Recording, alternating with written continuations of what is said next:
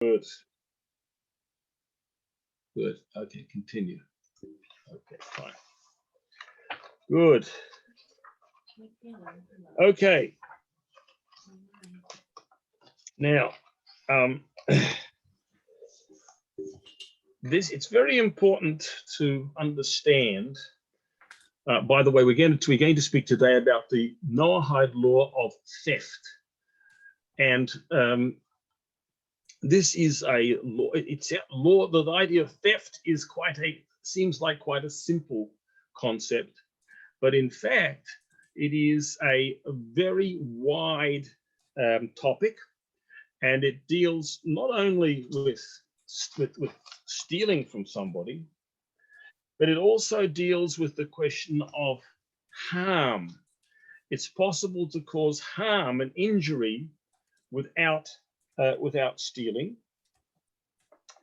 and then it takes us even further to issues of positive issues of regard for the property of others. In other words, it's not simply that we're concerned with the, if you like, the negative aspect of this commandment, of this law.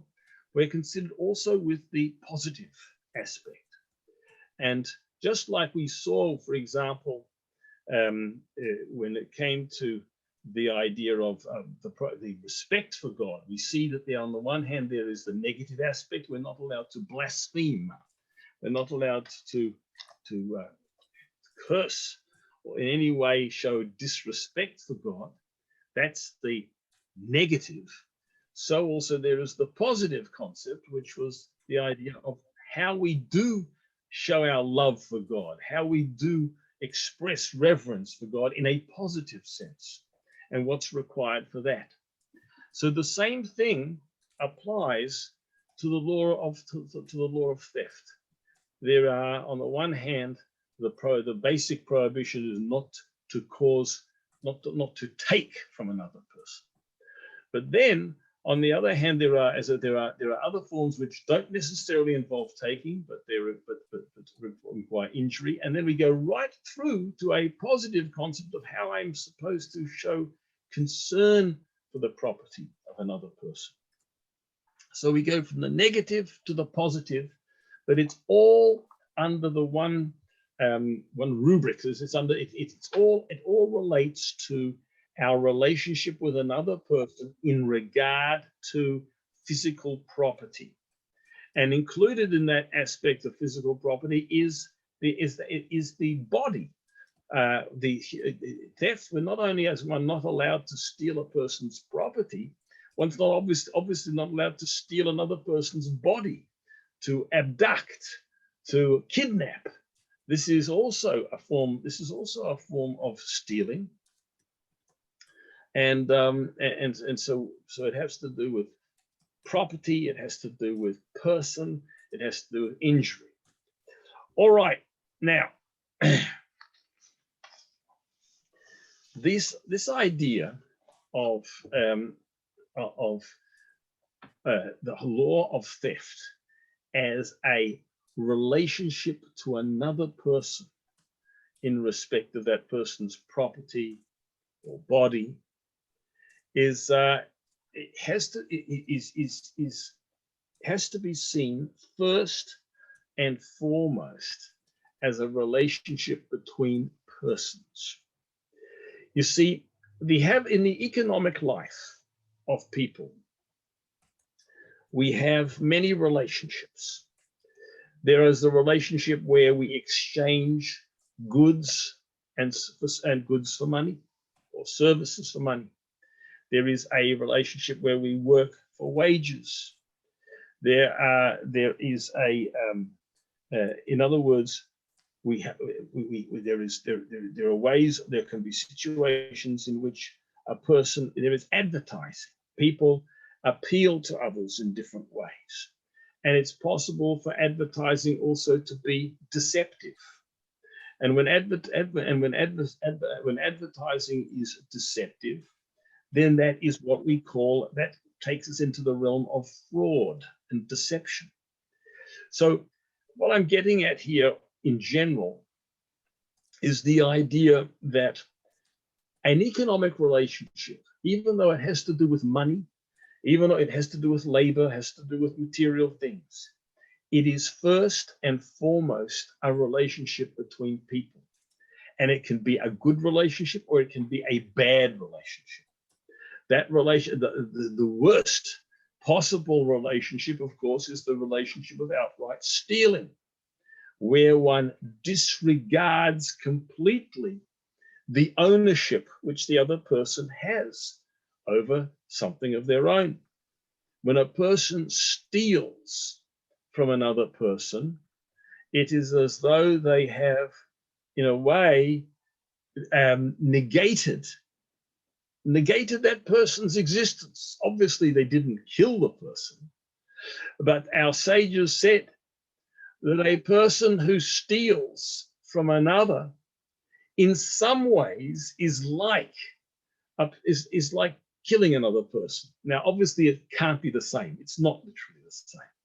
But what it means is that if one puts one's hand into the purse or the pocket of another person and steals money, one has essentially negated, denied their right to possess, denied their relationship to their property.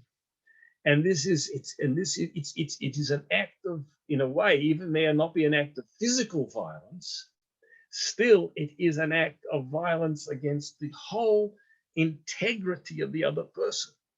Because very often what I think of myself as a person who is an owner. I am an owner. I have property. That's very important to who I am.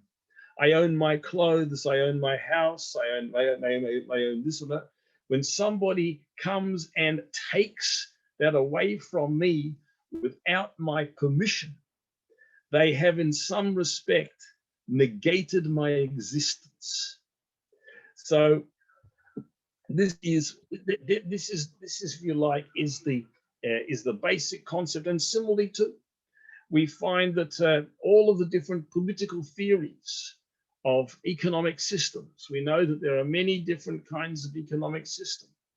There is capitalism, there is socialism, there may be various other blends, if you like, of economic system. But in all of these, now I'm not saying that any one system is bad or any one system is good, but it is possible in all of these systems, for economic systems, for there to be abusive human relationships where the other person is not being treated with what we could call mutuality. What does it mean, mutuality, to be mutual? It means that I'm not simply thinking of myself, but I recognize that the other person is there. There is another person. That other, just like I need my property, that person needs their property. There is in other words, there is the idea of mutuality, the idea of recognizing that there is another person at the end of this relationship, at the end of this exchange. That is the foundation of all of these laws. What does my act say about my relationship to this other person? So in the chapter of the book which dealt with all of this, I spoke about I started talking about the global financial crisis, the GFC, as we say in English. And this was many of you may remember that in 2008, there was a global financial crisis. And it was precipitated by extraordinary greed. A number of banks were making very irresponsible loans to people whom they knew could not repay these loans, these mortgages, these loans. And as a result of that, there was a collapse in many areas of the global banking system. And it occurred because there was a tremendous greed on the part of certain individuals, certain big corporations, etc. And it acted in such a way as to plunge the whole world into severe crisis. And it was there because the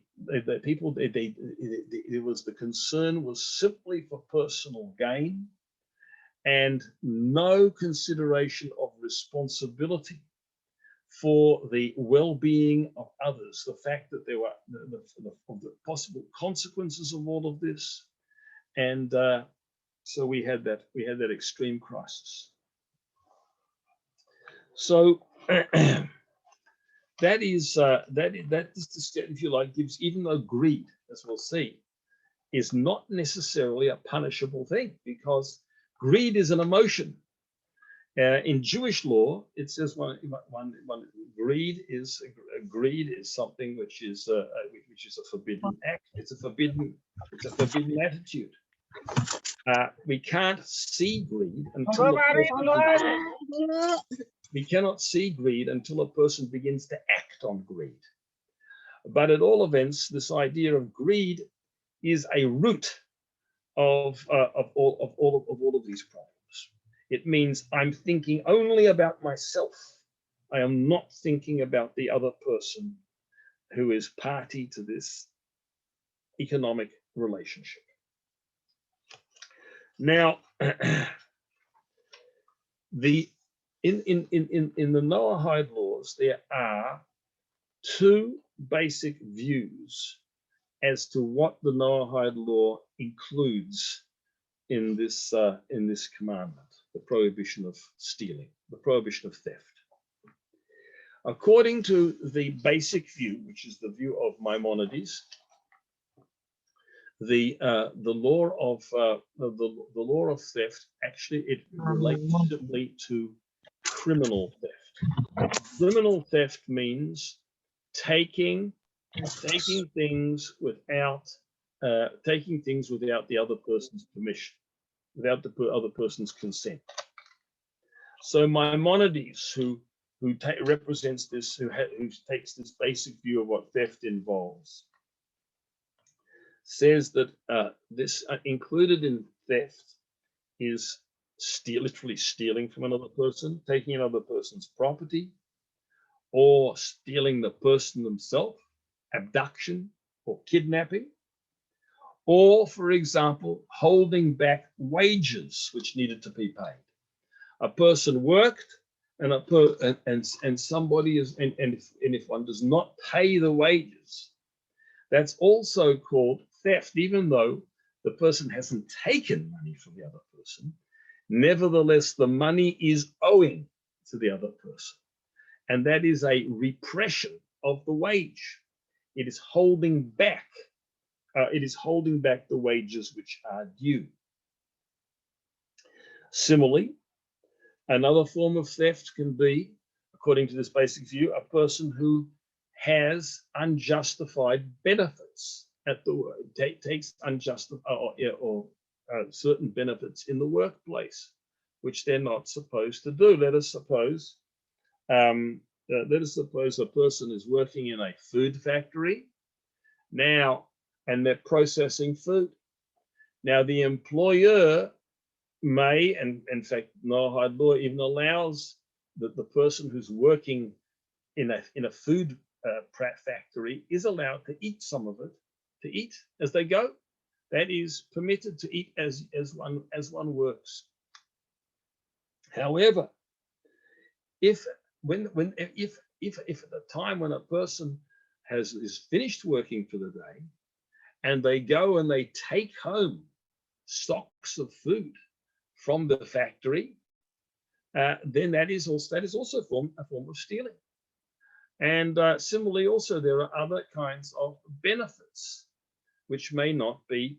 There are other kinds of benefits which may not be justified. There may be certain kinds of company expenses which are not justified expenses. If a person takes a benefit to which they're not entitled in the workplace, that's also a form of, that can also be a form of stealing. So all of these are, according to the basic view, are a case where one has taken something to which one has no entitlement. That is the basic idea of stealing. And so also into that maybe also could come certain forms of fraud and deception, which we'll discuss later. But that's the basic line. Theft means don't take anything without, you may not take something without, or from its owner, from the owner, without the owner's consent. Okay. Now, there is a second view, however, in Noahide law, which says that that's not all that is included in the Noahide prohibition of theft. There are, this is a view which says that the Noahide law also is very similar to Jewish civil law. Now, by civil law, I'm referring here to a whole set of arrangements where there is not necessarily an act of theft, but there can be various other forms of harm or injury, material injury. So let's look at these examples. For example, there could be price hiking. What about where the price is, the price of commodities is hiked, is what we also call price gouging, unfair, exploitative, overcharging. Now, that's not an act of theft because the person agrees to pay. A person can know that they're being overcharged, but they part with their money. They pay, but they are being charged too much, and they know that they're being overcharged. So that could also be a form of let's call form injury. Then we have what's called damages. Now, damages are a situation where a harm was caused, but it was not an act of theft. For example, if one allows damage to occur to another person's property, well, the object which was damaged was not stolen, but it was damaged. So it's not theft. It's not something was taken away, but harm was still caused. So to take an example, if in modern terms, there is a concept which is called caveat emptor, which is a Latin expression which means let the buyer beware. For example, if it's a faulty product, then maybe you should have. We could say to the other person, "I didn't steal from you, but you should have examined it more carefully. You didn't examine the produce." On the other hand, we could say, "No, you deceived me. You gave me a product which is faulty." Or let us say, for example, if there are animals which are grazing, animals which are roaming around the place, and they can go and they can, for example, this is a primitive example perhaps, but let's supposing you've got some animals and you're taking the animal down the street, a cow or a horse or something like that, and the horse, as it goes along, it eats some produce from a shop, or the donkey puts its head into the shop and starts eating the produce from the shop. Now, that was not necessarily an act of theft because the person didn't take the produce from the shop. He just didn't care, didn't look after, didn't watch his animals. The animals went in and they caused the harm. So one could say there, okay, it was, you know, maybe the other side should watch out for themselves. Let the others, you know, in other words, it's not if there's an unintended damage caused to your property, I could say you didn't watch out for your own property. Well, that's not what we say in modern time in contemporary societies. We have a concept of damages, but it is in baseline Noahide law. This idea of damages might not even be included. Of course, a society can make extra rules to include the damages, but it's not outright theft. It's harm, but it's not theft. And so then there also can be various questions about interest and loans and returning property and so on. Many things. So what I'm saying here basically is there's a whole realm of civil law as distinct from criminal law in the realm of property. And the difference is normally between them is as follows, that if it is an act of, in contemporary society, if it's an act of outright theft, then a person can be punished. If it's an act of damages, then what is called for is monetary restitution. People have to pay for the damages which they caused. That's a way of distinguishing between theft and damages. Now, the question is, does the Noahide law also impose laws and rules concerning damages as well as theft? In other words, how wide is the law? And Maimonides is of the opinion that damages are not necessarily included, whereas Nachmanides, another great authority, is of the opinion that yes, damages are included. So basically, we're talking about the whole realm of civil law, which in many ways, says Nachmanides, in Noahide law is identical to Jewish law in that area as well. Okay, so do we follow the basic or do we follow the advanced requirements? So there is some dispute about this, but it seems to me that we have to look at the society itself. Has the society itself taken upon itself the higher standard, or does it remain by the lower standard? Now, even in Western societies, I would say that about 200 years ago, perhaps, the rule was that the damages, there were not many laws, maybe more than that, maybe it was longer than that, there were not many laws regarding damages. People would have said, okay, my animal came and ate some of the food from your shop. So in those days, there were no laws about that. There were no laws of damages. The person would simply be said, just keep your food, keep your goods out of the way of the animal. Or if there was some other form of or if a person had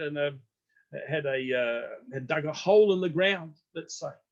If a person was to dig a hole in the street, now does that become, or let's say in an area between his property and the street, that is a damage? A person could fall into that hole. Is the person who dug that hole in the street liable for damages or not? Now, a few hundred years ago, people would have said no. The society was not very advanced. People said, if there's a hole in the street, if there's a hole in the road, you watch out. I'm not responsible for what happens to you. You be careful of the hole. Now, modern thinking says, and this is closer to the more advanced requirements of Noahide law, says no. If you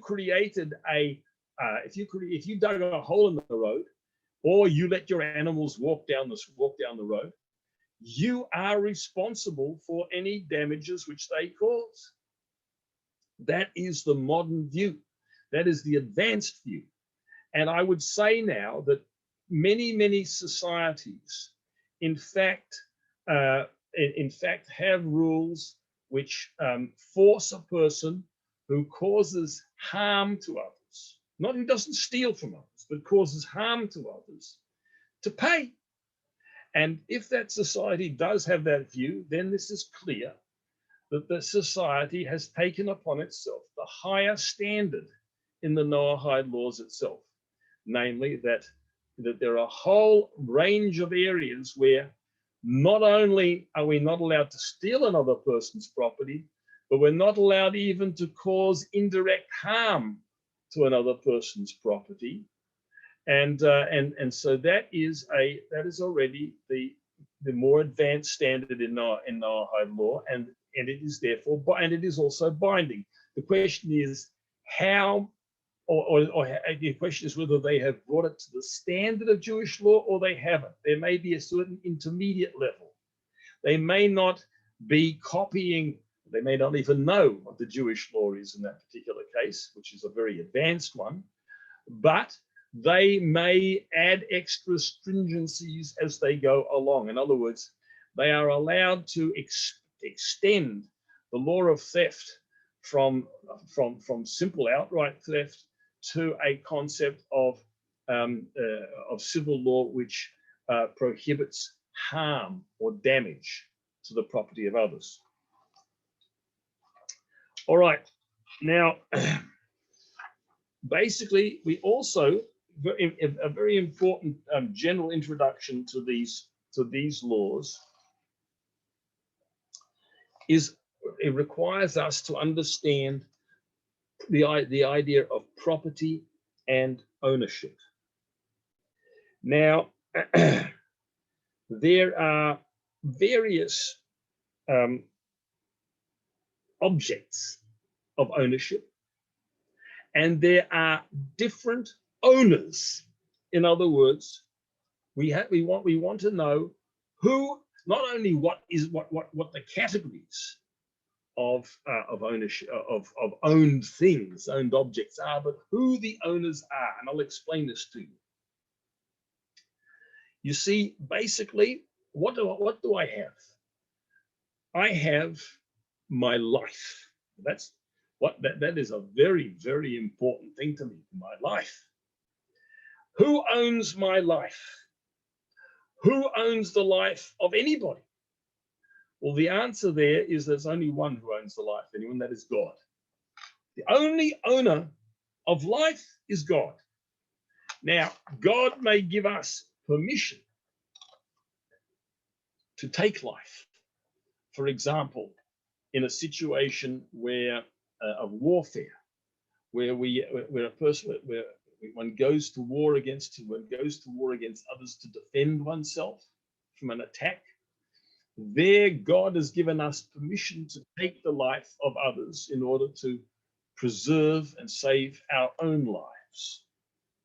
But if without God's permission, we have no right over life whatsoever. And that is not only do we not have a right over life, kings and governments do not have a right over life either, except where God gives permission. So the only owner of life is God. Now, there is another area, which is an area of the freedom of individuals. Now, for example, who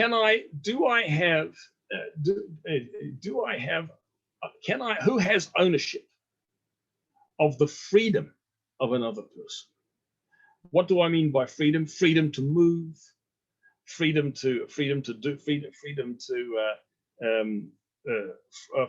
work, and so on and so forth. These various forms of this power of disposition over my own freedom, Who has ownership? Now, who can take away the freedom of a person? Well, God can take away God can take away the freedom of a person. We know that. God is the master of life. But in addition to that, there is also the concept that governments have a degree of control over the freedom of people. How do I see that? Well, the government, for example, can conscript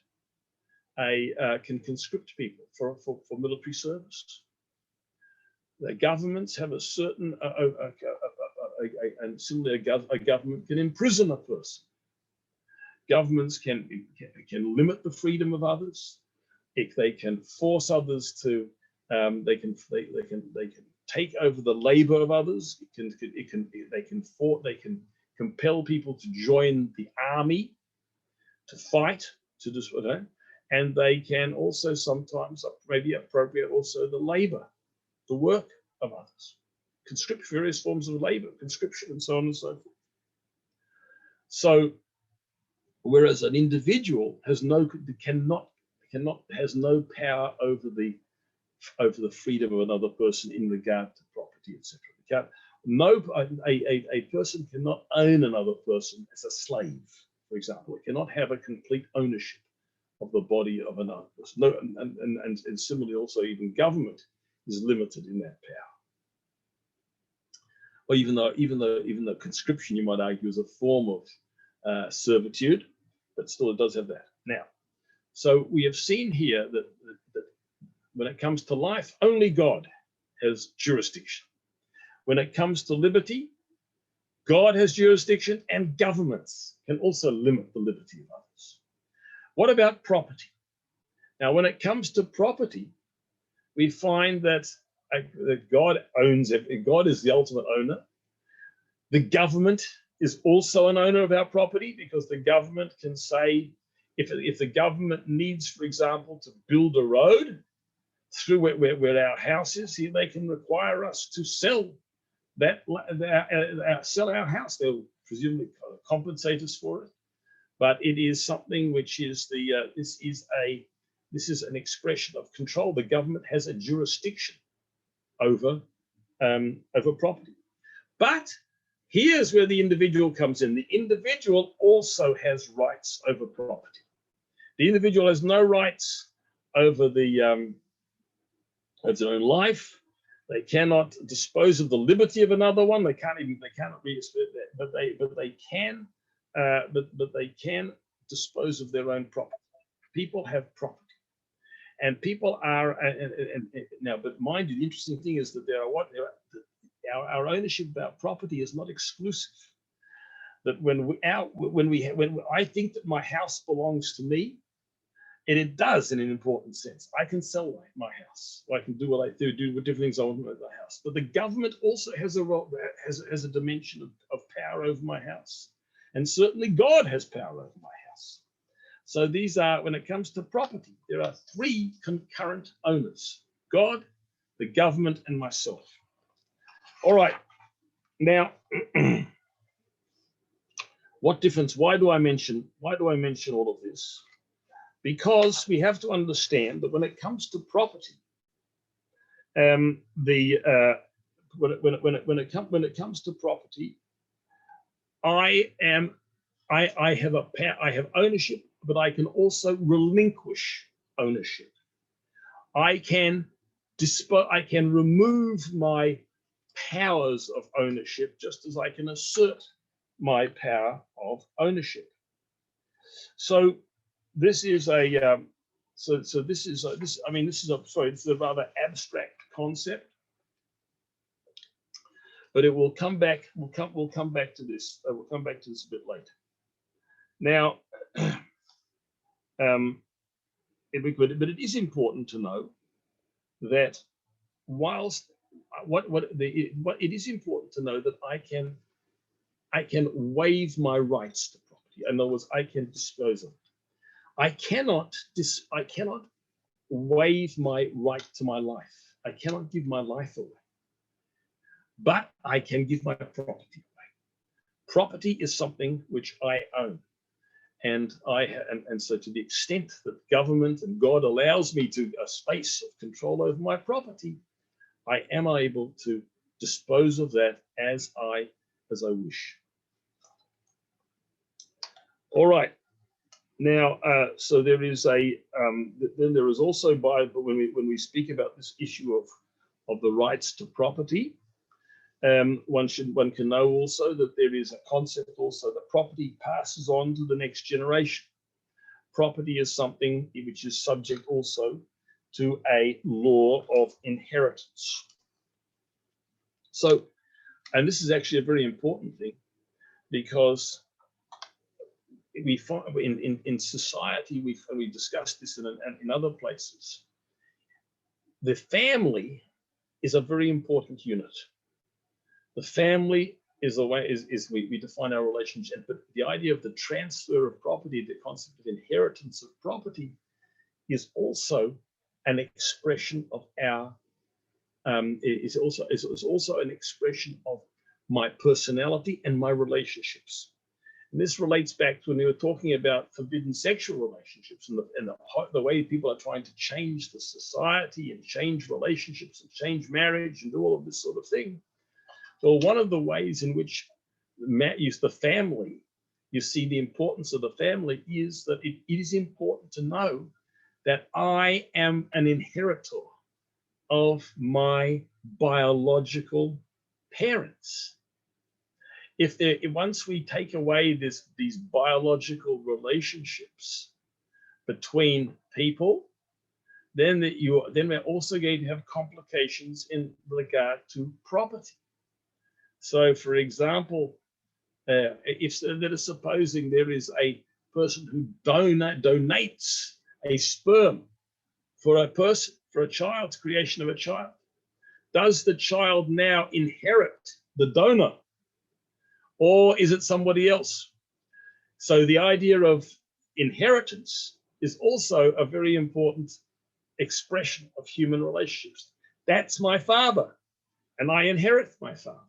Of course, a parent can give away money but while they're alive, and so the laws of inheritance don't necessarily apply, but at all events, the idea of inheritance is an important expression of human relationships. Now, we've seen before that what is the basic concept of stealing. We're talking now, let's go back to the basics. Theft. What is theft? So we said before, theft is when I take something from its owner without the owner's permission. So if the government takes my house, that's not necessarily an act of theft, because the government is also an owner of my house, in as much as it has rights over all the property in the if it needs to build a road through the the place where I live, then it can take my house. But of course, it should pay for a house. It should compensate it for. But once we have determined who the owner is, then theft is a situation is where we take it away without that person's permission. So so then there's another important consideration over here, and that is when we speak about ownership, it's possible to know that I can actually relinquish. Not only can things be taken away from me against my will, it's possible that I will consciously relinquish ownership of something. So where does this apply? Let us suppose I thought that let us suppose I had some property, but I gave up on it. In other words, I felt that I didn't know where it was. As far as I was concerned, it was lost, and I have given up all hope of ever recovering that land. So as far as I'm concerned, that property is lost, or it's gone. I have given up my ownership. So in that particular case, If I've given up ownership of something and somebody then takes it, well, they haven't stolen from me because I gave up ownership. Now, so what happens in the situation, for example, that if a thief, what happens then if somebody steals something from me, and I have and I give up all hope of recovering it?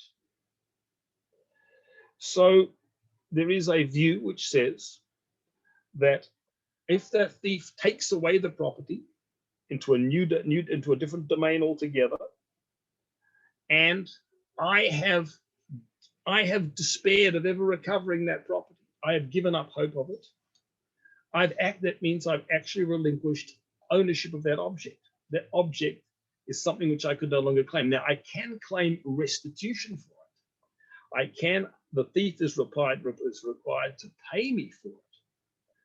But as far as the object itself is concerned, I gave up hope on it. I gave up all hope on it. It's no longer, I don't regard it, I've abandoned hope. So therefore, the object in a sense becomes that thief, even though I won't be able to recover the object itself, but he will have to pay me for that. He will have to pay me for it eventually. But there's still this idea of relinquishment. I can give up hope of a particular object, and then it no longer belongs to me, even though I may have to be recompensed for it later on. Now, what about stealing, where a person normally theft is something which you'd think has to be an intention to keep it away from it, to take it from the owner permanently.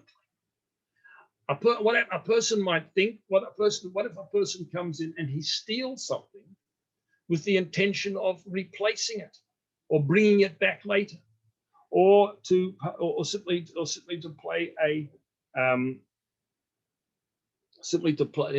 a trick on a person like that?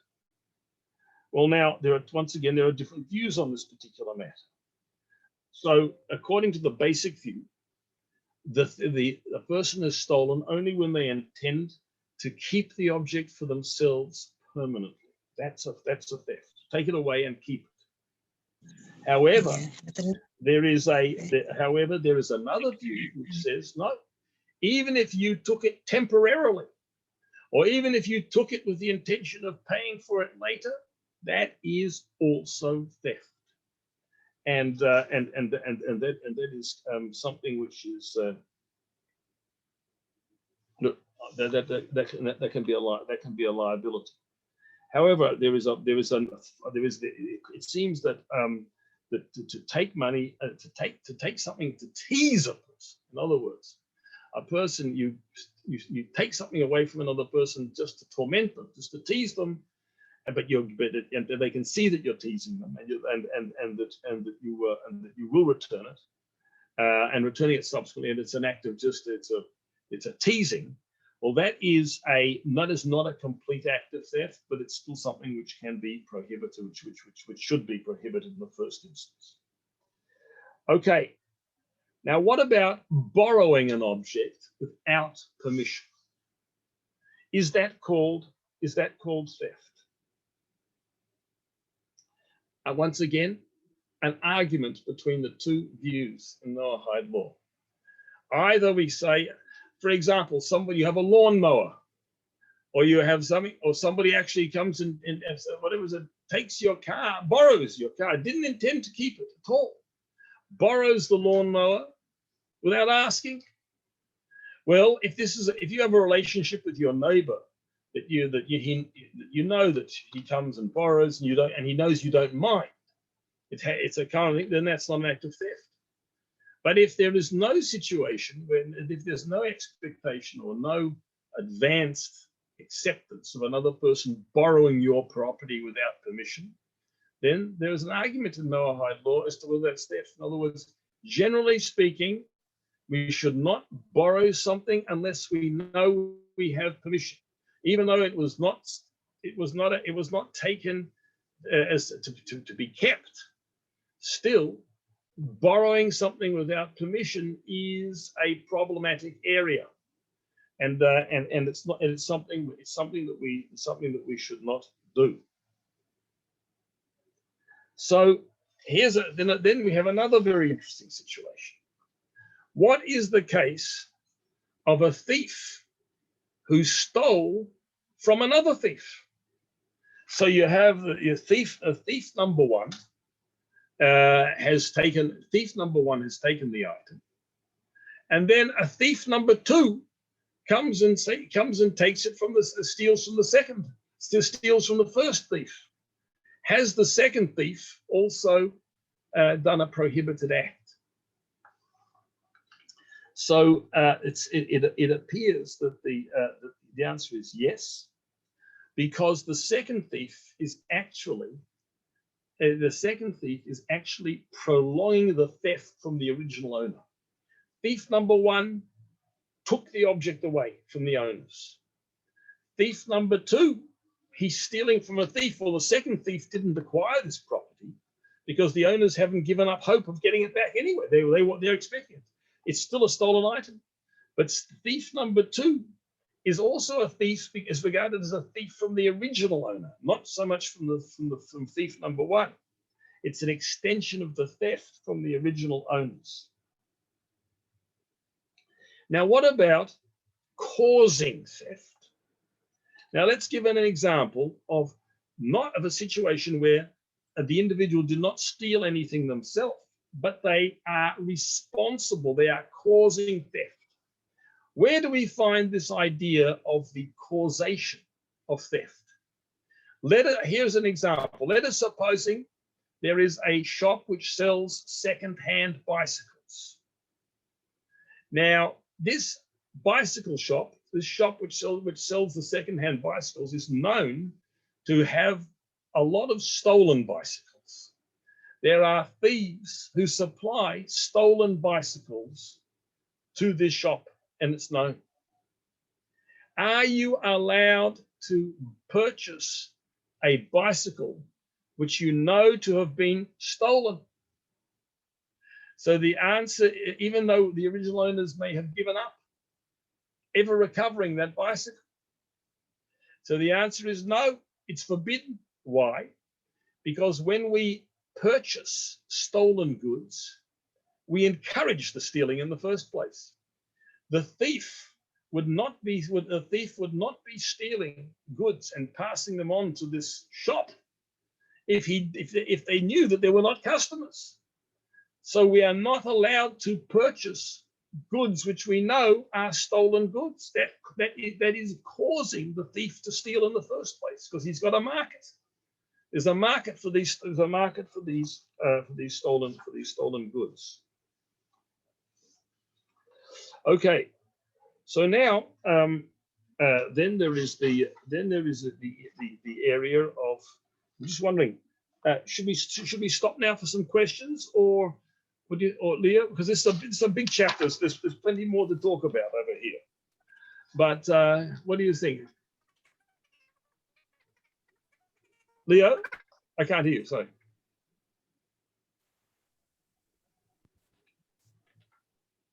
Yeah, check. Can you hear my sound now, Rabbi? I hear you. I hear you now. I'm sorry. Yeah, there was a lot of material there, so yeah, I thought that maybe if we could have some questions now, and we'll continue with this topic next week. agree. Because since now we have like 5 more minutes left for you definitely.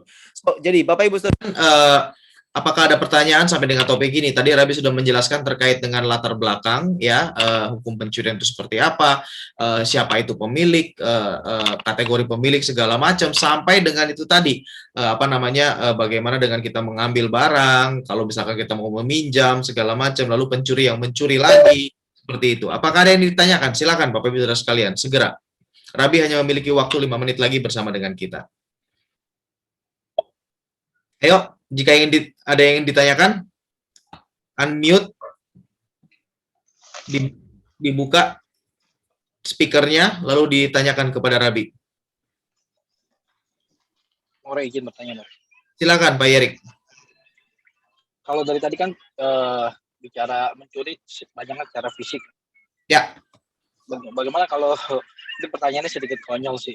Misal mencuri perhatian atau mencuri apalah gitu kayak gitu-gitu itu gimana? Apakah termasuk mencuri atau gimana sih? Mencuri perhatian itu maksudnya gimana?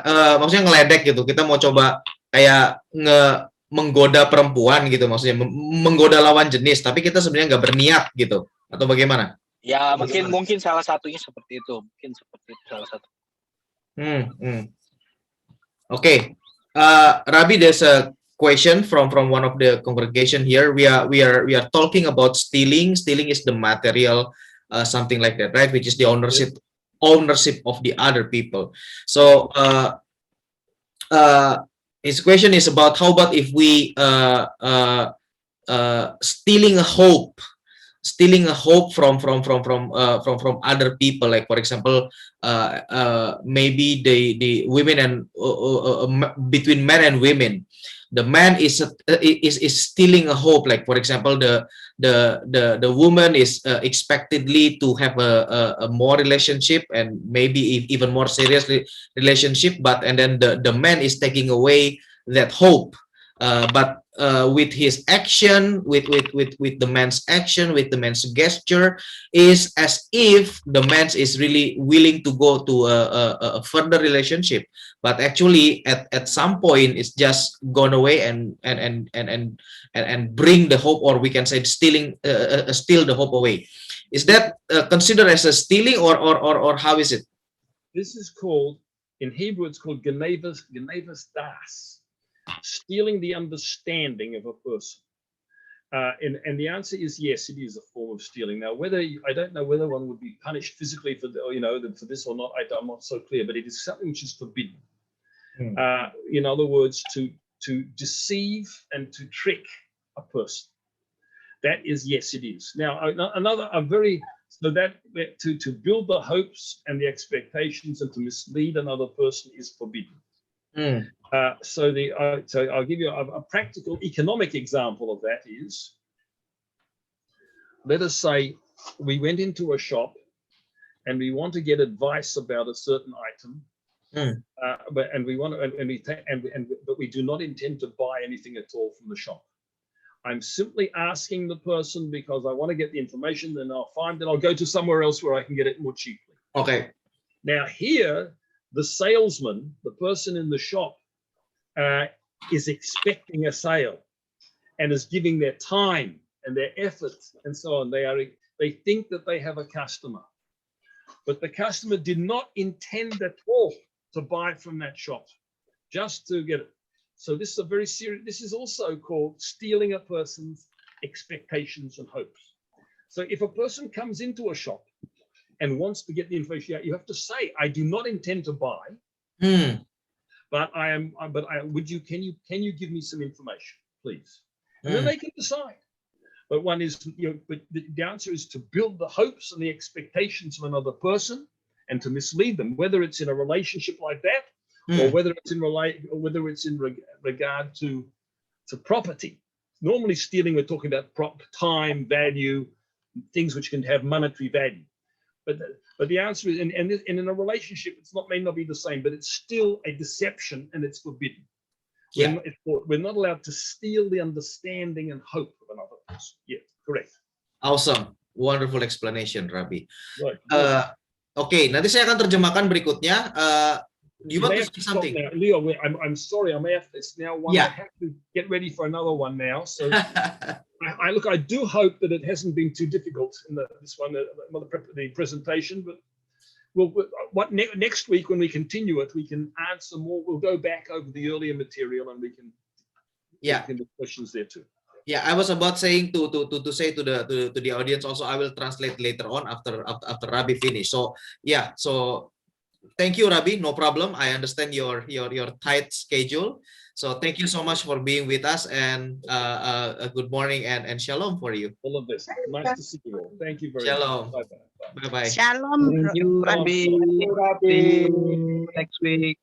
Oke, jadi Bapak Ibu Saudara sekalian, terjemahannya tadi dari jawabannya adalah Ya, itu juga sesuatu yang jahat, sesuatu yang tidak boleh dilakukan, yaitu ketika kita mencuri ataupun juga apa namanya, pertamanya memberikan impresi, harapan, terus harapan itu diambil gitu ya.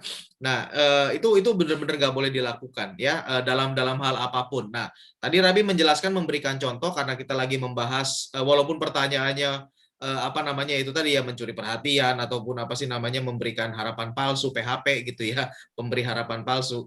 Walaupun pertanyaannya ke situ, tetapi Rabi memberikan tadi jawaban dengan contoh terkait dengan materi atau topik yang kita bahas. Jadi contohnya gini, ketika ada orang masuk gitu ya ke sebuah toko, kita masuk ke toko, kita nggak niat beli, tadi Rabi bilang gitu kan. Tapi kita cuma pengen dapat, kita tahu di toko tersebut salesman-nya bagus, artinya penjaga tokonya bagus, mengerti barangnya, kita pengen tahu barangnya apa, tapi kita mau belinya di tempat lain yang kita tahu lebih murah gitu loh. Kenapa lebih murah? Karena mereka nggak punya salesman ya kan, jadi mereka nggak perlu bayar orang gitu kan. Jadi ya mau beli mau nggak gitu kan, udah lu ngerti produknya bagus, lu nggak ngerti produknya ya udah gitu kan. Nah, kita akhirnya datang masuk ke apa namanya, ke toko sebelah tersebut gitu kan, terus kita nanya-nanya, terus setelah selesai dijelaskan, oh ya udah boleh, nanti kita balik lagi gitu kan, padahal kita nggak balik lagi, kita ke toko yang lain yang kita tahu lebih murah, yang menjual barang yang sama dengan harga yang miring. Nah, itu Rabi berkata itu nggak boleh, itu sesuatu yang jahat dan tidak boleh dilakukan. Memang tidak bisa dihukum, tetapi itu tetap istilahnya apa ya, orang sudah menimbulkan harapan. Jadi kayak kita datang ke toko tersebut, si salesman-nya atau si orang penjaga tokonya itu kan sudah berharap bahwa kita ini apa namanya akan memiliki harapan, ada yang datang mau beli nih. Nah, tapi ternyata cuma nanya doang gitu kan. Padahal sebenarnya memang kita mau beli, tapi mau beli di tempat lain. Nah, itu nggak boleh ya. Kalau kita mau bertanya begitu, kita harus jelas-jelas ngomong. Mas, Mbak, saya ini sebetulnya nggak pengen beli, tapi saya pengen tahu produk ini tuh seperti apa sih, ngomong secara jelas. Jadi tidak ada yang disembunyikan gitu. Itu boleh gitu kan. Nah, juga ini saya tambahkan sedikit juga terkait dengan orang-orang yang ada di mall gitu. Kayak biasa kan kalau di mall waktu dulu zaman sebelum pandemi, itu kan suka ada yang menjelaskan gitu-gitu kan. Ayo sini, datang ke sini segala macam gitu kan. Nah, terus kalau misalkan seperti itu ya kita juga harus ngomong, kita nggak berniat beli loh, kita nggak mau beli. Tapi kalau dia nyerocos terus ya itu berarti urusan dia, gitu kan, kayak gitu. Nah, jadi apa namanya, itu kita nggak boleh lakukan. Jadi memberikan harapan palsu, itu kita nggak boleh lakukan. Itu termasuk ke dalam, yaitu deceitful tadi Rabi bilang, itu termasuk dengan penipuan gitu ya. Oke, ada yang mau ditanya lagi nggak? Ibu-ibu Windows Shopping tanya-tanya doang, beli kagak. Nah, iya itu makanya. Jadi apa ya? Ya jangan, karena itu tadi kan, apalagi kalau kita jelas-jelas nyata-nyata masuk ke dalam satu toko gitu kan, nyata-nyata masuk plus ke dalam satu toko, itu pasti penjaga toko ngarep kan, ini ada yang mau dibeli nih, ada yang mau pembeli nih gitu kan. Jadi ya jangan begitu gitu loh. Jadi sebaiknya apa namanya, jangan begitu. Nah, sekarang dengan dunia online itu akan lebih mudah sih kalau menurut saya. Jadi lebih baik apa namanya, kalau di dunia online itu kan di Tokopedia gitu misalkan, saya nyebut nama tapi saya bukan promosi ya. Apapun lah gitu, shopping online. Itu kita bisa bandingin harga kan. Nah, mendingan di situ aja, kan ketahuan harganya. Jadi ini lebih murah, ini lebih mahal. Saya pilih yang di situ aja. Ya silakan seperti itu. Kalau memang ternyata harganya terdisplay gitu ya, ataupun toko fisik, tapi suka ada dikasih bandrolnya kan, ini 300.000, ini 300.000. Ya itu silakan bandingkan.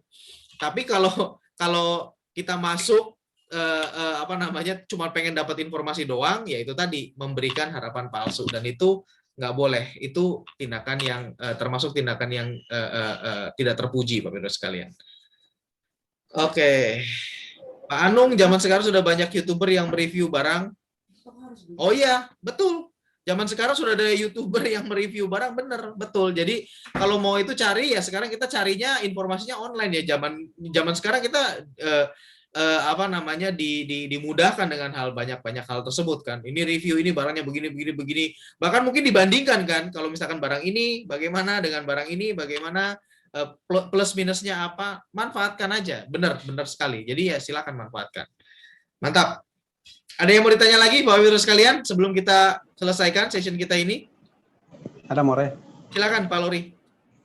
Ya, menurut saya mau tanya, ini terkait dengan kalau misalnya ada seseorang yang menjual barang kepada kita,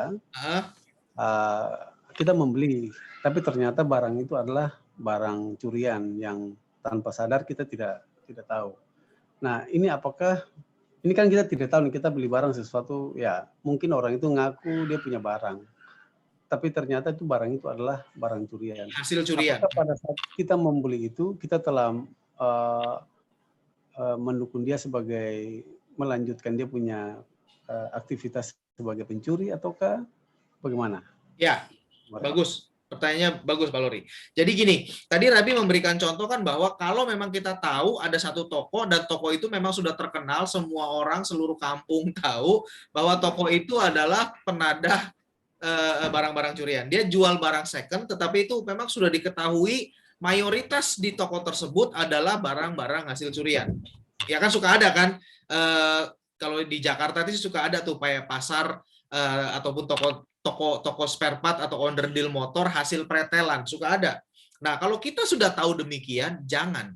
Karena kalau kita sudah tahu toko tersebut memang aktivitasnya begitu dan kita beli, artinya itu kan akan ada terus perputaran kan. Si toko ini akan bilang lagi kepada malingnya, ambil lagi dong, nih banyak nih yang beli. Ya pasti maling ini akan cari lagi kan, wah lumayan nih, dia juga dapat duit gitu kan. Nah, itu artinya kita dalam hal kasus tadi itu kita sudah mendukung, artinya sudah bahkan memfasilitasi pencurian gitu kan dengan adanya toko yang menjual. Nah, kasusnya Pak Lori di mana kalau misalkan Pak Lori membeli barang dari si teman Pak Lori dan itu Pak Lori kondisinya nggak tahu. Pak Lori sudah tanyakan. Oke, saya mungkin berasumsi bahwa Pak Lori sudah melakukan yang diperlukan. Bertanya, misalkan ini bukan barang hasil curian ya, ini milik siapa, apa segala macam, asal usulnya ditanyakan. Tetapi teman Pak Lori tersebut ngomongnya, enggak, ini bukan barang curian kok, tenang aja, kamu kan tahu siapa saya. Oke. Nah, dalam hal tersebut, Pak Lori nggak tahu bahwa itu adalah hasil pencurian dan Pak Lori sudah memastikan dengan segala macam daya upaya untuk memastikan bahwa itu bukan barang curian. Maka dalam hal itu, Pak Lori tidak termasuk ke dalam orang yang masuk kategori mendukung atau memfasilitasi pencurian. Nah, tetapi manakala Pak Lori misalkan contohnya ya, yang Pak Lori beli itu adalah jam tangan, yang paling gampang lah, jam tangan aja gitu kan. Nah, ternyata ada tetangga Pak Lori atau teman Pak Lori yang lain lagi merasa kehilangan jam tangan. Wah, ini aku kehilangan ya, gini. Jamnya tuh seperti ini. Aku lah waktu itu lagi cuci tangan, aku lepas di mungkin di toilet umum gitu ya, di tempat cuci tempat cuci tangan umum. Saya lupa, saya pulang aja gitu kan. Nah, terus mungkin ada yang ngambil, balik lagi udah nggak ada. Jamnya ciri-cirinya gimana? Begini.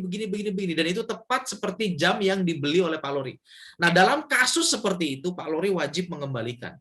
Aku beli, tapi bilang aku beli loh karena aku tahu ini jamnya bagus, harganya miring dan aku sudah cek pastikan kepada pembelinya ini bukan hasil curian dan ternyata dia ngakunya bukan barang hasil curian, tapi aku dengar punya cerita kamu dan kamu bilang bahwa ciri-cirinya seperti itu, ini jam tangannya tapi aku beli, ya udah aku kembalikan kepada kamu aja. Pak Lori akan sudah melakukan mitzvah yang besar. Pak Lori sudah melakukan hal yang sangat-sangat baik, ya. Itu yang pertama. Nah, dengan demikian, jika kasusnya seperti itu, Pak Lori tahu kan bahwa si teman Pak Lori ini sudah menjual barang curian tapi nggak ngaku. Dia ngakunya adalah bukan barang curian. Nah, maka berikutnya Pak Lori wajib berwaspada, berhati-hati jika si teman Pak Lori tersebut yang tadi itu yang menjual akan menjual lagi barang kepada Pak Lori. Hati-hati, karena bisa jadi dia juga tidak memberikan informasi yang benar lagi. Begitu Pak Lori ya. Jadi ada berbagai macam skenario, cuman kalau misalkan pertanyaannya tadi Pak Lori itu apakah dalam keadaan tidak tahu kita itu sudah mendukung atau memfasilitasi pencurian, jawabannya adalah tidak. Tetapi jika ada kasusnya berkembang seperti yang saya bilang tadi itu, maka itulah tindakan-tindakan yang wajib dilakukan oleh kita sebagai orang yang benar yang sudah belajar Torah. Oke? Demikian Pak Lori. Pak Leo. Yes. Tapi kadang juga ada yang dia nggak tahu bahwa itu barang curian, terus kemudian polisi nyelidikin dan sebagainya, akhirnya kita diselidikin bahwa akhirnya kita sampai ke kita karena kita yang membeli barang itu dan kita banyak juga kejadian yang pada akhirnya orang itu dihukum oleh pemerintah karena dianggap sebagai penadah. Ya. Dalam hal itu gimana Pak Leo? Ya makanya pertama harus berhati-hati, sangat berhati-hati banget. Nah kalau misalkan beli barang-barang seperti ini ya, apalagi barang yang cukup mahal dan apa namanya bukan di toko yang toko yang ada jelas ada tokonya gitu ya. Kita wajib melindungi diri. Jadi jangan sampai karena tergiur harga murah, misalkan jam tangan Rolex gitu ya, dijual dengan harga katakanlah 30 juta, itu udah sangat murah banget karena Rolex kan ratusan juta gitu ya. Nah, tergiur dengan harga murah begitu, kita ya udahlah gitu loh. Dilalah ternyata itu gitu kan, apa sih namanya, barang curian. Nah makanya lebih baik adalah itu tadi, pertama kita wajib melindungi diri, lindungi diri dengan apa namanya sertifikat atau apa ya, boleh dikatakan akta jual beli atau kwitansi simple di situ yang menyatakan bahwa saya membeli barang dari si A atau si B, dan si B sebagai penjual itu menyatakan bahwa ini adalah bukan barang curian, tanda tangan di atas materai. Jadi bila mana ada itu terjadi, ya bisa dilakukan gitu kan, bisa ditunjukkan kepada polisi. Saya mendapatkan dari ini loh, dan saya sudah melakukan bagian saya untuk memastikan ini barang curian. Ya silakan Bapak nilai sendiri. Kalau ada hal seperti itu, saya yakin polisi nggak bisa ngapa-ngapain kita, ya kan, yang pertama itu. Nah tapi yang kejadiannya kalau saya lihat di sini di kita, di masyarakat kita, kejadiannya adalah justru sebetulnya barang itu ada identitasnya. Yang kejadian yang tadi Pak Heru contohkan, yaitu biasanya jual motor, jual mobil, ya kan, jual motor. Ini barang bekas kok segala macam, tapi surat-suratnya sudah pada mati, alasannya begitu. Akhirnya dengan harga murah, motor misalkan harga puluhan juta cuma dijual dengan 3-4 juta, siapa yang nggak mau gitu kan, artinya murah banget gitu kan. Dilalah kebetulan berikutnya, ya ternyata itu adalah motor curian, dan bisa dibuktikan dari sebenarnya simple, nomor rangka ada, nomor mesin ada. Nah itu yang harus diitukan. Jadi kalau motor itu benar-benar mesti hati-hati, dan sebetulnya kita bisa melindungi diri, ya kan. Lihat aja nomor rangka, nomor mesinnya, lihat aja surat-suratnya ada apa enggak. Nomor rangka, nomor mesin ini bisa dicek, sekarang ada online pula ya kan, yang bisa ngecek nomor STNK atau nomor polisi, nomor polisi itu milik siapa segala macam, bisa ketahuan kan. Nah bila mana dikatakan nggak ada surat-suratnya, ini udah mati segala macam, ya tanda tanya besar, waspada besar di situ. Jangan hanya tergiur harga murah terus dibeli gitu kan. Nah seperti itu sih kasusnya menurut saya Pak Heru gitu ya. Kalau yang barang-barang kecil sih kayaknya udah nggak mungkin polisi akan bisa menelusuri. Susah gitu kan, kepemilikannya kan susah banget, kayak misalkan contohnya tadi jam tangan, susah banget gitu. Kecuali ada sesuatu barang yang memang ada identifikasinya, ada nomor serinya, ada nomor itunya. Nah itu baru bisa. Dan tentunya itu barang-barang yang ada suratnya di kepolisian, yang contohnya yang paling saya bilang itu tadi adalah kendaraan bermotor, baik itu sepeda motor maupun juga mobil gitu. Gitu Pak. Ya.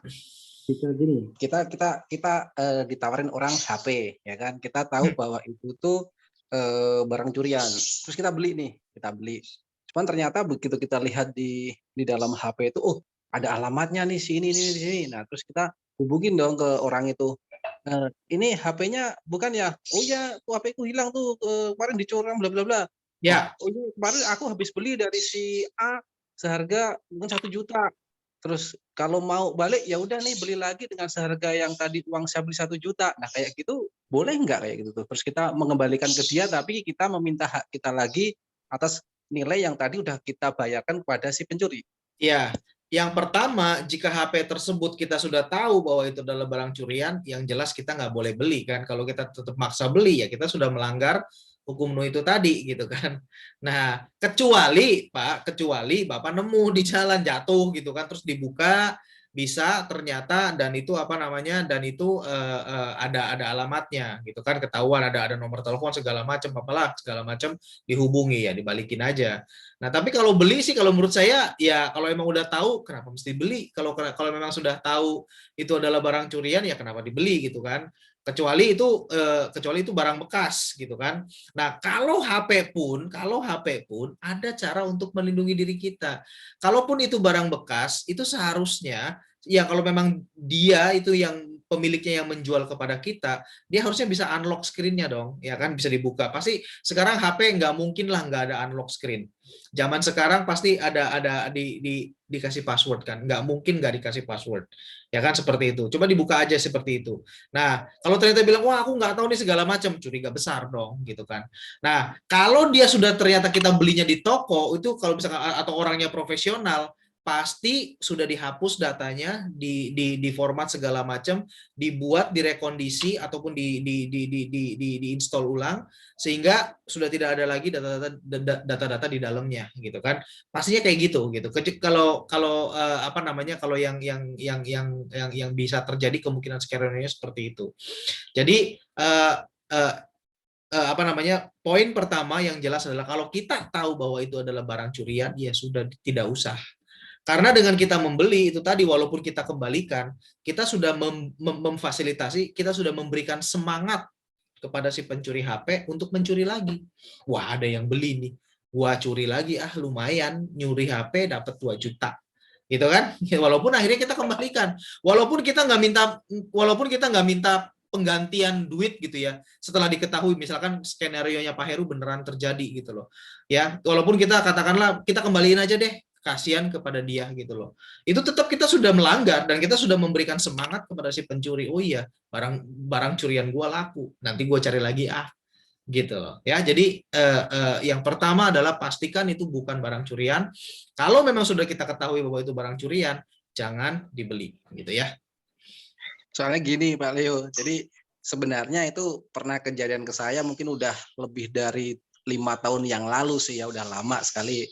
Terus ada orang yang di project itu gitu, butuh uang Pak, ini ada tab nih begini. Nah, harganya memang waktu itu ya sekitar setengah harga gitu kan. Terus waktu itu karena kasihan Pak dengan memelas gitu kan. Terus akhirnya tak beli memang dengan seharga, tak beli. Kemudian sampai rumah itu saya nggak enak. Terus tak buka-buka itu di tab itu, kok ada alamatnya ini. Terus saya coba hubungin gitu kan. Akhirnya seperti yang cerita tadi. Oh iya Pak, ini saya begini-begini. Terus saya juga, ya mohon maaf ya, saya nggak bermaksud apa, cuman tadi ada yang datang ke project itu dengan memelas dan sebagainya, bilang bahwa ini punya dia, tapi kalau punya bapak memang saya juga udah membayar sih dengan segini kan gitu. Cuman waktu itu ya udah Pak, tolong kembaliin. Nah, tak kembaliin, memang setelah dikembaliin diterima dia beberapa hari kemudian, terus dia ya akhirnya mengembalikan nilai uang yang sudah saya bayarkan itu. Jadi awalnya tuh karena melas banget, terus bapak-bapak tua itu dan sebagainya, tapi ternyata saya kok nggak enak di hati ini kan. Tak cek, ternyata ada orang kehilangan ya, akhirnya ya tak kembalian gitu. Makanya tadi bisa sedikit ngambil cerita. Nggak apa-apa. Ya kalau seperti itu berarti Pak Heru nggak tahu kan, di awalnya nggak tahu bahwa itu adalah barang curian, nggak ngerti kan? Tahu, karena memang pengen nolong, karena orang tuh kasihan aja gitu. Ya nggak apa-apa, no problem. Ya kalau misalkan Pak Heru balikin lagi dan minta apa namanya seharga uang itunya, ya selama si pemiliknya juga setuju, sama-sama sepakat, ya nggak masalah gitu loh.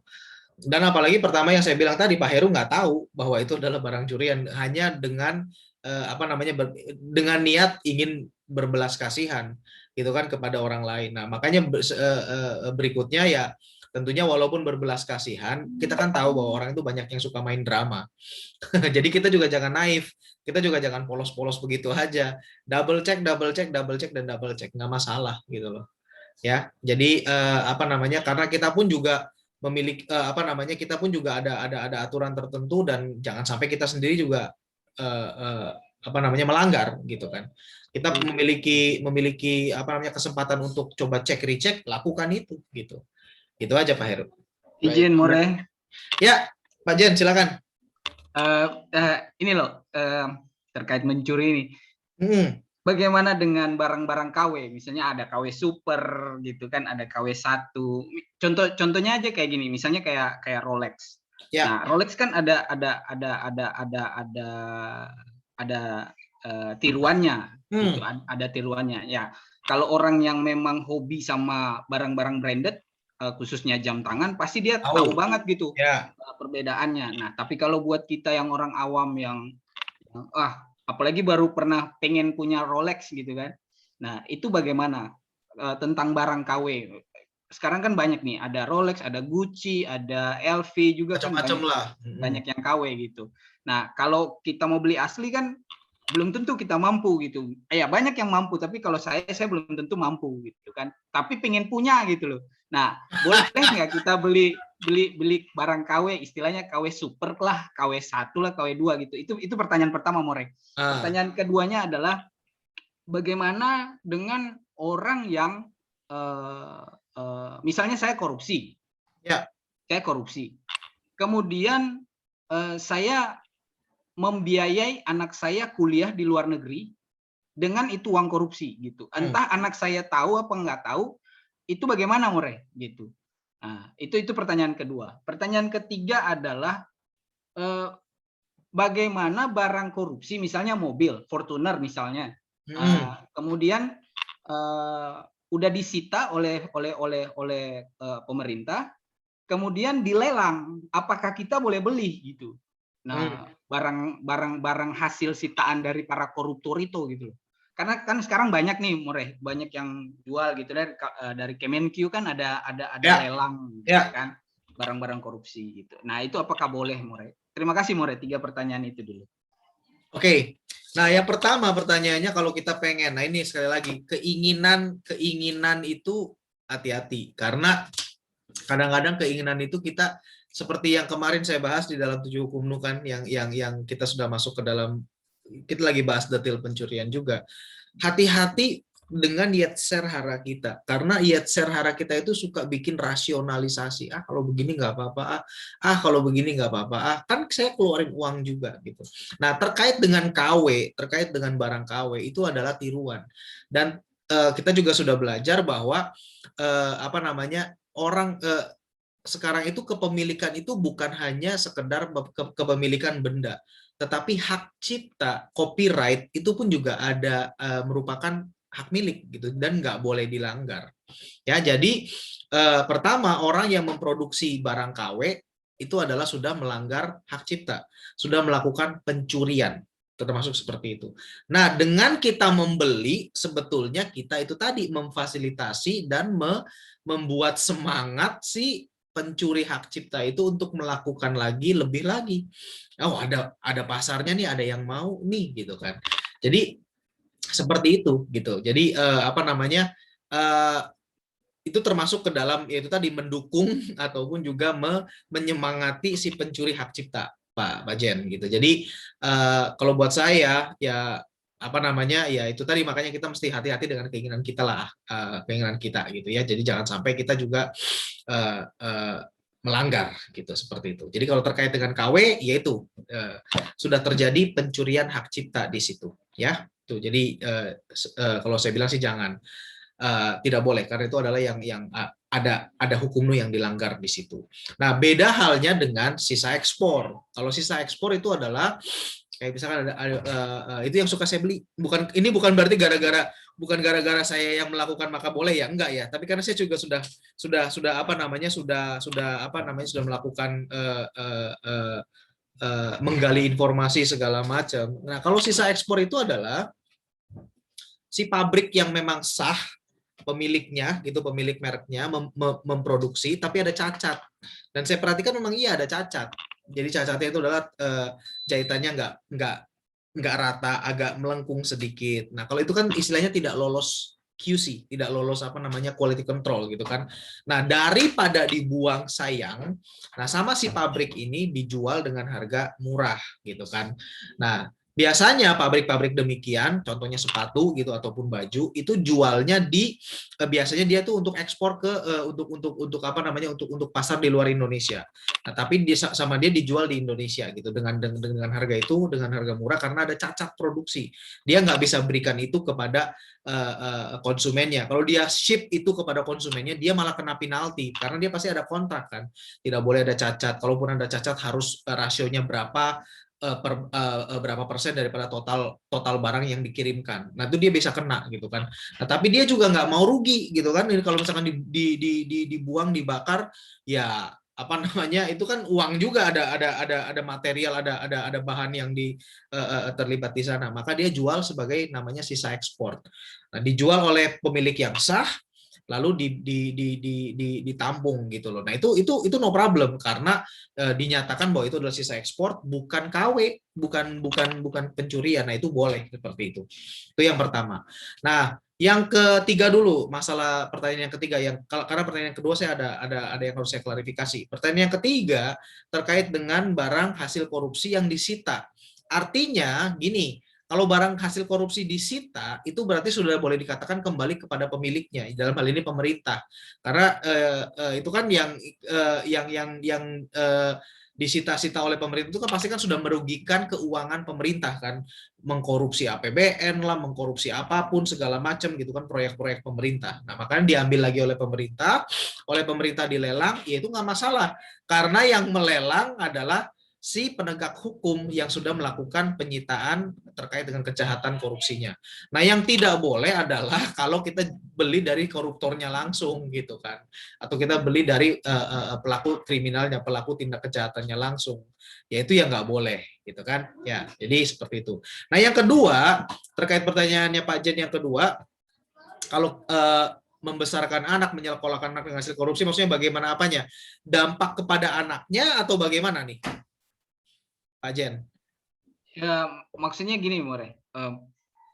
Misalnya saya korupsi, kemudian saya pakai uang korupsi itu untuk menyekolahkan anak saya ke luar negeri gitu. Nah, apakah anak saya juga, tapi anak saya nggak tahu gitu. Dia bodoh amat, yang penting dia sekolah gitu kan. Nah, itu gimana? Apakah anak saya juga mendukung korupsi yang saya lakukan, tindakan korupsi yang saya lakukan, atau bagaimana gitu loh? Ya. Terus itu aja dulu. Ya seharusnya gini, karena kalau si anak nggak tahu ya dia artinya kan dia memang memiliki ataupun dia memiliki hak untuk disupport oleh orang tuanya kan, dan memang adalah kewajiban orang tua untuk memberikan yaitu tadi kan, membesarkan dan memberikan bekal yang cukup untuk si anak ini bisa mandiri ke depannya. Itu adalah kewajiban orang tua, dan si anak pun juga boleh dikatakan ya sudah, aku juga memang masih bergantung kepada orang tuaku, ya sudahlah, bagaimana apapun yang terjadi, ya aku percaya kepada orang tuaku misalkan gitu ya, dalam kasus anaknya nggak tahu. Sama halnya juga dengan anak seorang pencuri kan, ya, anak seorang pencuri makan dari hasil mana ya, dari hasil mencuri bapaknya atau ibunya gitu kan, sama aja. Dan buat si anak ya udah gitu kan, ya dia nggak tahu gitu. Nah jadi boleh dikatakan bahwa ya si anak nggak akan terlibat apa-apa, dan si anak itu juga nggak seperti itu. Dan pertama sekali lagi, si anak itu juga kan nggak pernah memilih untuk dilahirkan menjadi anak seorang koruptor gitu kan, atau anak seorang pencuri kan. Dia lahir seperti itu ya udah, dengan dibesarkan dengan uang hasil korupsi, dengan uang hasil curian, pencuri gitu misalkan, ya dia nggak bisa mengelak kan, uang dia nggak bisa memilih juga gitu kan. Nah jadi kayak seperti itu kondisinya Pak Jen. Jadi ya kita nggak bisa salahkan anaknya. Nah tetapi ketika nanti si anak katakanlah sudah mulai besar, SD dia mungkin nggak ngerti, SMP dia juga masih senang main-main. Tetapi ketika mungkin dia sudah kuliah segala macam, nah dia kan sudah bisa paham tuh, ngerti tuh, udah mulai mungkin ada desas-desus ini itu, dia pantau medsos, apalagi bapaknya pejabat, kan harusnya bisa tahu. Nah si anak ini seharusnya yang seorang anak yang baik adalah memberikan masukan kepada bapaknya, Pak, apakah nggak sebaiknya begini Pak, gitu loh. Seperti itu setidaknya gitu ya, karena dia sudah mulai bisa membedakan mana yang baik dan mana yang buruk gitu ya. Setidaknya dia bisa menyuarakan kebenaran. Itu seharusnya seperti itu. Tetapi kalaupun tidak pun, ya itu urusan dia gitu kan. Nah yang jelas dalam hal ini ya si anak tidak bisa dimasukkan dalam kategori mendukung pencurian. Kan dia pun juga tidak meminta bapaknya untuk menjadi koruptor kan, enggak kan, seperti itu. Gitu Pak Jen. More, kalau kalau kasusnya begini More, misalnya ya seperti yang tadi More bilang, misalnya saya korupsi lalu saya menyekolahkan anak saya kuliah di luar negeri, tapi awalnya dia tidak tahu gitu, tiba-tiba ada blow up dari media dan di media sosial, dan dia tahu, lalu dia mengambil keputusan untuk ya udahlah, gue stop, gue pulang lagi kembali ke negara gue gitu, dan gue marah-marahin bokap gue gitu misalnya. Nah itu gimana More? Itu tindakan yang benar atau enggak gitu dari yang si anak itu lakukan? Oke, nah sebetulnya kalau menurut saya tidak sampai se ekstrim itu, tidak sampai harus dia berhenti segala macam. Tapi mungkin kalau misalkan dia seperti itu, ya dia malu daripada dia menanggung malu gitu kan, daripada dia juga nanti diomong-omongin sama teman-temannya, lu kuliah hasil korupsi lu ya. Ya bisa juga dia mengambil seperti itu. Cuma kalau menurut saya ya tidak perlu sampai se ekstrim itu seperti itu. Jadi ya mungkin cukup ngomong ke bapaknya aja, mungkin cukup ngomong ke ke orang tuanya, tolong ya kalau bisa jangan seperti inilah, yuk kita hidup dengan benar-benar seperti itu. Nah tetapi bisa juga artinya memang seperti itu dia berhenti segala macam karena mungkin dia bisa melihat begini, jangan sampai nanti saya itu diasosiasikan hasil saya kerja ijazah saya ini, kelulusan saya bisa sekolah di sini itu gara-gara korupsi dan karena ini adalah semua sebagai pejabat itu kan diketahui oleh umum, daripada saya juga nanti masa depannya nggak bisa selalu terbayang-bayang oleh korupsi bapak saya, maka saya mengambil keputusan demikian. Ya bisa jadi, dan memang kalau memang itu diperlukan ya seperti itu, ya nggak apa-apa Pak Jen, seperti itu. Jadi gini, jadi bisa jadi kan kalau misalkan dia teruskan kuliahnya, dia lulus, lalu dia mulai mau mencoba bekerja segala macam gitu kan, terus dia, kamu anak koruptor gitu kan, walaupun sebetulnya nggak ada kalau kita ngelamar ke perusahaan apapun gitu nggak akan pernah ditanya orang tua kita apa sih, yang penting dilihat kan kemampuan kitanya. Tapi mungkin itu beban moral, beban mental yang sangat berat, jangan sampai keberhasilan dia nanti berikutnya itu diasosiasikan dengan tindak tanduk orang tuanya. Ya kita nggak bisa bilang juga gitu kan, mungkin dia mengambil tindakan ekstrim seperti itu karena itu gitu loh. Jadi ya situasi dan kondisinya kita nggak bisa judge sih. Dan apapun itu ya, kalau mungkin dia sudah mengambil tindakan demikian, mungkin itu yang terbaik dari penilaian dan pemikiran si anak tersebut, Pak Lori, Pak Jen, kira-kira gitu. Baik, More, saya izin tanya satu lagi. Bagaimana dengan barang-barang bekas yang dari luar negeri, misalnya kayak di Bandung tuh kan ada Gede Bage yang jual barang-barang Pasar Gede Bage. Iya, Pasar Gede Bage, mereka jual barang-barang yang dari luar negeri gitu, bal-bal gitu kan, masuk ada dari Singapura, ada dari Malaysia gitu kan, misalnya. Dan itu merek-merek yang nggak ada di Indonesia, misalnya kayak Rockaware gitu kan, itu nggak setahu saya nggak ada suppliernya di Indonesia gitu. Nah, apakah kita sebagai orang yang belajar Torah, kita boleh membeli barang-barang itu gitu? Itu dia kondisinya apa? Sebagai barang selundupan ataukah sebagai barang bekas? Karena kan ada barang bekas juga masuk ke sini, atau bagaimana? Ya, di contoh kasus ini kita sebagai pembeli, calon pembeli, kita nggak tahu prosesnya dia sampai masuk Indonesia, sampai ada di display di Pasar Gede Bage itu, kita nggak tahu prosesnya dia ilegal atau bagaimana ya. Apakah kita boleh membeli gitu, More, kalau kita nggak tahu? Boleh. Ya kalau benar-benar nggak tahu ya nggak apa-apa, tapi sebetulnya secara kita logika gitu kan, pabriknya nggak ada di sini, ini dia juga nggak punya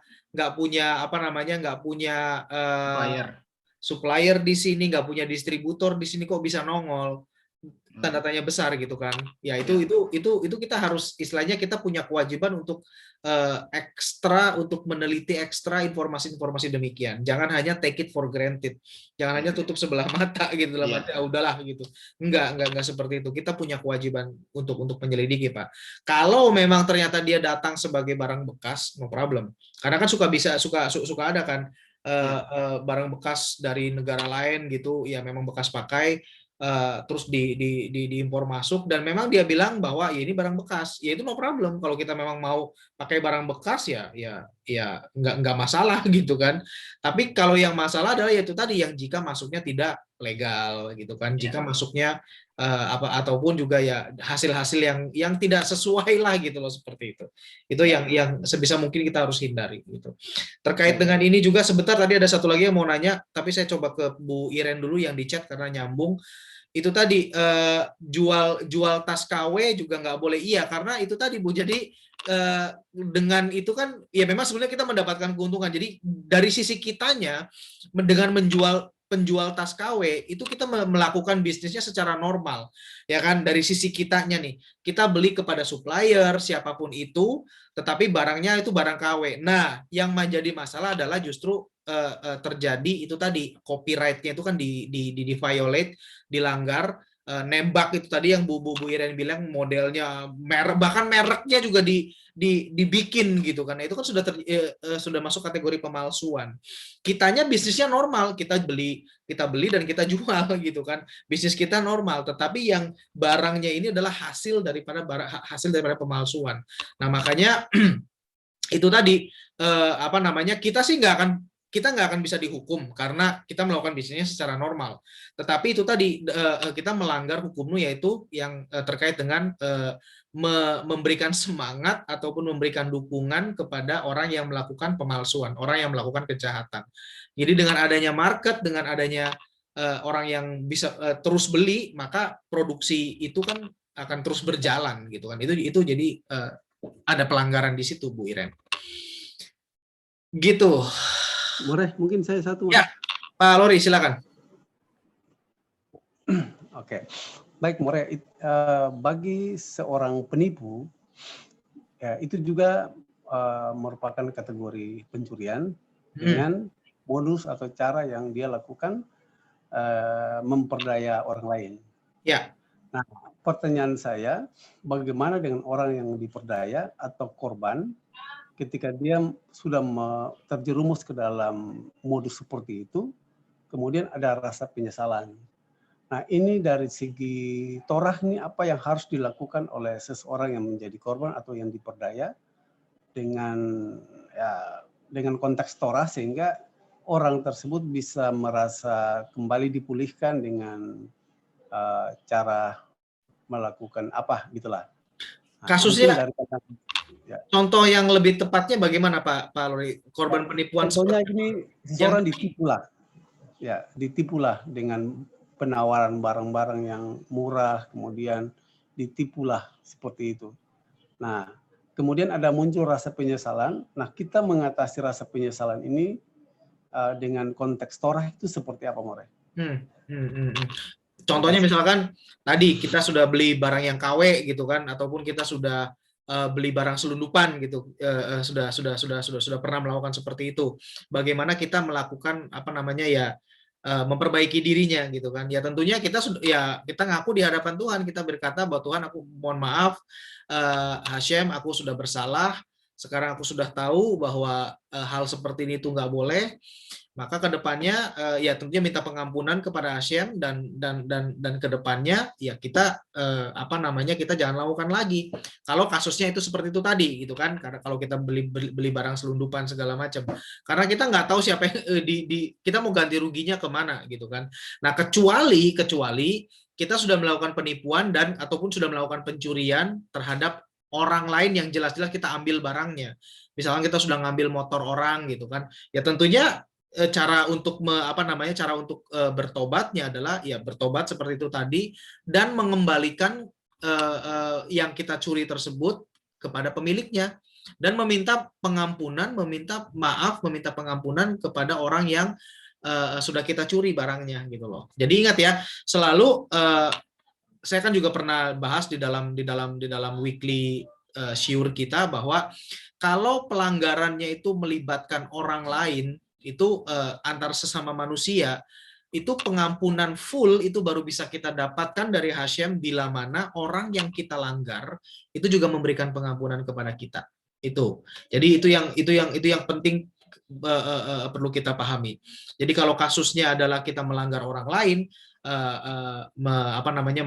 melukai orang lain tadi kan, ataupun juga mengambil barang orang lain, ya kita mesti kembali kepada orang tersebut, kembalikan, lalu kita minta pengampunan. Baru setelah itu kita bisa mendapatkan pengampunan penuh dari Hashem. Nah, tapi kalau kasusnya itu yang sudah masif tadi, seperti kayak misalkan barang selundupan atau apa segala macam, kita kan bingung juga kan seperti apa. Ya udah, kita cuma bisa bertobat dan kita minta ampun kepada Hashem dan tentunya nggak melakukan lagi gitu kan, seperti itu. Gitu Pak Lori. Toda more. Terima kasih ya. Pak Heru, jika kita mencuri terus kita ditangkap dan dihukum oleh pemerintah, apakah kesalahan kita ini sudah selesai, kita tebus dengan kita dihukum, ataukah Hashem masih memberikan hukum ke kita, entah itu dengan mida keneged mida atau hal yang lainnya. Nah, jadi gini, hukuman yang kalau misalkan kita seseorang gitulah mencuri terus tertangkap gitu ya, lalu dihukum, lalu pengadilan menjatuhkan hukuman sekian dan pengadilan tidak menjatuhkan hukuman harus mengembalikan kepada pemiliknya atau segala macam gitu kan, sudah dihukum begitu aja, kurungan badan yaitu merupakan ganti daripada kerugian gitu. Nah, sebetulnya hukuman hukum penjara itu kalau menurut saya sih, kalau saya menjadi pemerintahnya ini saya nggak tidak melawan ataupun juga tidak mengatakan hal yang buruk ya. Kalau saya nih diberikan kesempatan untuk memperbaiki gitu ya, ya saya akan lakukan sesuai dengan Torah, karena daripada dihukum penjara, lebih baik ya harus mengembalikan gitu kan, harus mengembalikan plus minta maaf. Itu yang memang Torah lakukan, Torah ajarkan seperti itu. Nah, tetapi di hukum negara kita itu kan digantinya dengan kurungan badan ya, digantinya dengan kurungan badan. Ya udah, dengan digantinya kurungan badan berarti itu sudah merupakan penghukuman mida keneged mida daripada si pelaku gitu kan. Maka dari itu ya udah, nah kesalahan dia ditebus dengan kurungan badan. Jadi sebetulnya kurungan badan itu juga sesuatu yang mungkin bisa jadi lebih mahal harganya dibandingkan dengan yang dicurinya gitu kan. Karena sebetulnya dengan dikurung atau ditahan itu kebebasan kita hilang gitu, dan kebebasan itu kan sebetulnya tidak bisa diukur dengan nilai uang gitu kan. Jadi kalau sudah dihukum ya sudah, dan Tuhan nggak akan, dan Hashem nggak akan nuntut lebih lagi gitu loh, kecuali hukumannya tidak sepadan, kecuali hukumannya tidak setimpal, kayak misalkan melakukan pembunuhan tapi entah gimana hukumannya ringan banget atau bahkan mungkin bebas diputus. Nah itu nggak akan kelar itu kalau seperti itu, kira-kiranya begitu, pasti tetap akan dituntutkan. Bagaimana dengan jaksa membela pencuri agar ringan hukumannya bahkan bisa bebas? Nah, ini justru. Jadi jaksa itu sebetulnya gini, makanya yang terlibat di dalam hukum ini benar-benar berat dan benar-benar harus benar gitu ya. Yang sebetulnya harus dilakukan adalah mencari hal-hal yang memang meringankan, bukan mencari-cari sesuatu ya, bukan mencari-cari bukan memainkan hukum. Yang benar adalah mencari yang bisa meringankan hukuman. Tapi tentunya masih nyambung dengan kasusnya gitu kan. Seperti itu. Jadi hal yang sama dilakukan oleh Sanhedrin di dalam di dalam blog, atau dulu ketika kita belum bikin online Torah kelas seperti ini, saya kan suka bikin ulasan Torah gitu ya, dan saya mengulas di situ di dalam Torah untuk Nusantara itu ada yang namanya Sanhedrin, lembaga apakah itu? Nah, Sanhedrin itu justru harus mencari saksi-saksi yang bisa meringankan. Ya, gitu. Kenapa? Karena agar demi menghindari hukuman mati. Intinya seperti itu. Ya, jadi seperti harusnya tetap bahwa kita kan senantiasa dalam Torah itu percaya bahwa dan diajarkan bahwa kehidupan itu lebih baik. Dan memang kita harus hidup, karena dengan kita hidup bisa melakukan mitzvah. Nah, maka dari itu Sanhedrin pun ketika ada kasus hukuman mati masuk ke dalam mejanya gitu ya, dia itu nggak langsung gembira, nggak langsung wah ini nih hukuman mati, mari kita eksekusi, enggak. Tapi dia harus mencari dulu gitu loh saksi-saksi yang kompeten, tetapi yang bisa meringankan dia juga gitu, meringankan si terdakwa agar jangan sampai kalau bisa nggak dihukum mati. Gitu ya. Nah, jadi yang benar itu adalah yaitu tadi mencari apa yang bisa meringankan dia, bukan bukan memanipulasi ya, tapi memang misalkan apa ya, kayak misalkan orang dituntut seperti apa sih contohnya, saya nggak paham hukum lah seperti itu, mungkin salah dakwa gitu ya, misalkan orang didakwa membunuh padahal sebetulnya dia adalah sedang mempertahankan diri, dia lagi dirampok rumahnya apa segala macam, sedang mempertahankan diri, maka dia harus bertahan. Nah, dalam rangka mempertahankan dirinya itu dia akhirnya sampai harus membunuh si perampok gitu kan.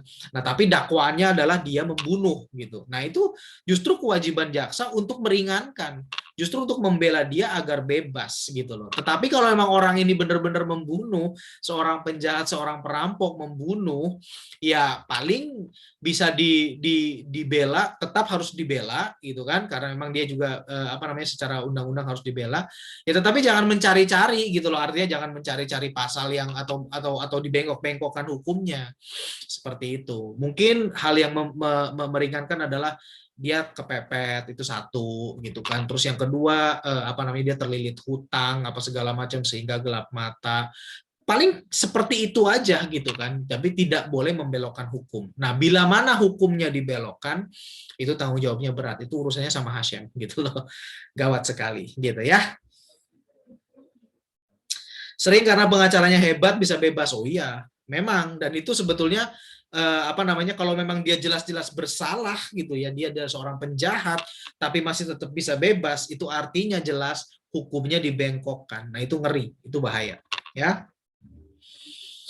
Hindari jadi pengacara, ya bukannya hindari ya, cuman pahami aja, dalam arti pahami bahwa ketika menjadi pengacara atau berkecimpung di dunia hukum itu pahami bahwa itu benar-benar apa namanya, wakil Tuhan di situ.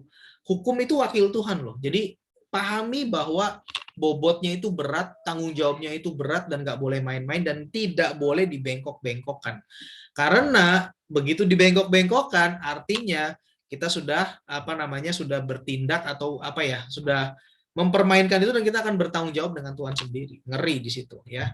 Jadi yang nggak perlu dihindari kalau menurut saya, tapi ya dipahami aja konsekuensinya, dipahami keseriusannya, dipahami bobotnya yang sangat berat, sehingga kita terjun di situ ya kita benar gitu loh, sesuai dengan Torah dan sesuai dengan apa namanya, mandat yang diberikan kepada kita. Karena hukum itu benar-benar apa ya, bahkan apa namanya, hukum itu apalagi yang mengatur sesama manusia, itu benar-benar dalam tanda petik perwakilan Tuhan. Jadi hati-hati banget di situ. Oke, luar biasa. Ini pertanyaan lanjutannya banyak banget. Cukup Bapak Ibu sekalian? Apakah masih ada ditanyakan lagi? Cukup, More. Cukup ya. Baru Hasyim. Oke. Nanti sore kita akan ketemu lagi jam 7 malam, jam 7. Kita akan bahas Tehillim pasal yang ke-6, dan ini akan sangat luar biasa juga. Akan ada banyak rahasia yang ada di situ yang akan kita belajari bersama, dan akan semakin mengerti dan akan menjadi bekal buat kehidupan kita. Baru Hasyim. Oke.